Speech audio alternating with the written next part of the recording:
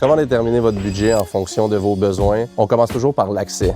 Comme ici, c'est nous qui avons fait l'installation des clôtures. À la base, on avait un accès de 14 pieds. Donc, le 12 roues peut automatiquement circuler dans la cour puis qu'on puisse le charger pour l'excavation directement. Quand on commence avec le client, on débute toujours à savoir son budget un petit peu pour savoir où s'enligner. Après ça, ça nous dicte un petit peu le choix des matériaux qu'on va pouvoir lui proposer pour que tout s'agence. Ici, on a pris le pavé Méga Melville gris Scandina, puis on a réussi à matcher la couleur de la pierre pour le backsplash de la cuisine. Le couronnement des marches fait en sorte que tout s'harmonise, puis on a pris une piscine de couleur grise pâle pour vraiment aller chercher le gris Scandina. On a choisi de lui mettre des clôtures de verre pour vraiment épurer le plus possible, étant donné que c'est une cour pas très grande. Fait qu'avec la clôture de verre, ce qui arrive, c'est que ça épurait beaucoup la cour, puis ça faisait beaucoup plus ouvert que de la clôture ornementale pour ce projet-ci. On débute toujours avec un plan 2D, 3D pour s'assurer de respecter le budget du client. Ce qui est très important chez quelqu'un, c'est de respecter son budget. Avec un plan 2D, 3D, ça nous permet vraiment d'être accurate sur le plan, puis que le client n'ait pas de surprise par après.